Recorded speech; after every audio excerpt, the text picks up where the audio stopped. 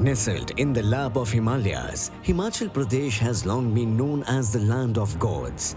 A region of breathtaking mountains, ancient traditions, and communities deeply connected to nature. For generations, life here moved in harmony with the rivers, forests, and changing seasons of the mountains. Among these Himalayan landscapes lies the Seraj Valley, a symbol of peace, devotion, and quiet mountain life.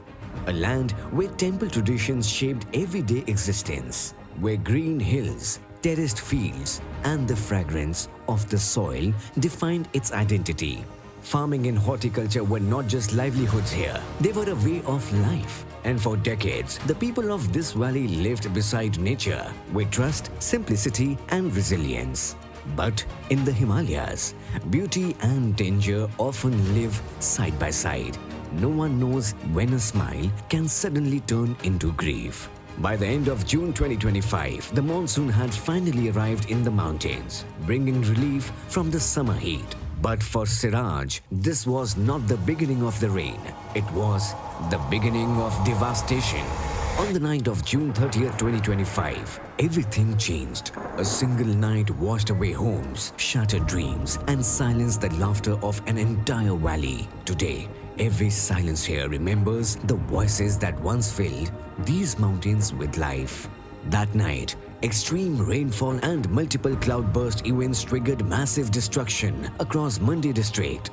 Initial estimates suggest losses exceeding 1,000 crore rupees. The worst hit region was the Seraj Assembly constituency, where nearly 50 kilometers of catchment area suffered catastrophic damage. More than 500 homes were completely destroyed. More than 1,100 houses were left severely damaged, no longer safe to live in.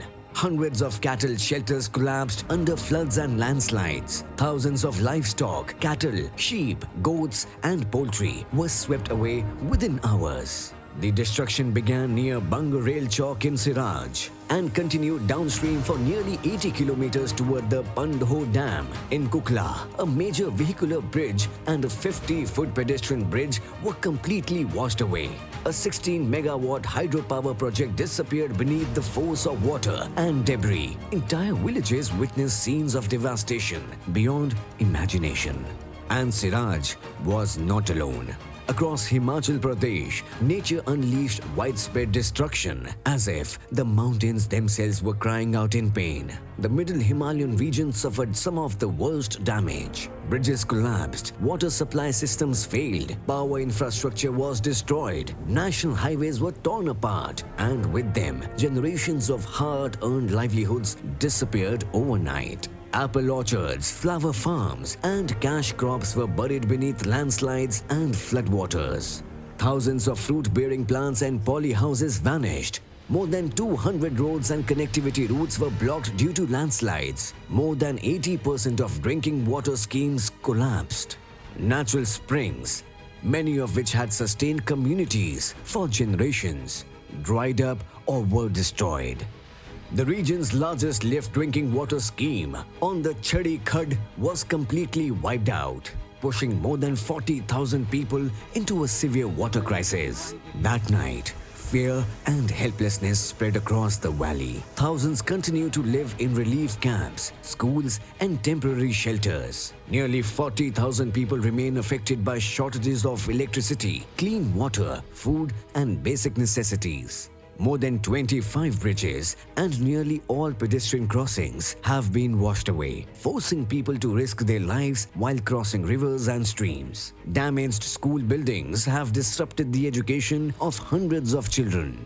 Relief materials had to be carried on foot through dangerous terrains by teams from the Army, NDRF, ITBP, and SDRF. In some of the most inaccessible areas, even the Indian Air Force had to step in to deliver food and essential supplies. But this disaster was not only a story of destruction, it became a test of humanity, courage, and resilience. Seraj may have fallen, but it did not break. And today, with support, solidarity, and hope, the valley is slowly rising again, not without scars, but with the strength of its roots and the spirit of its people.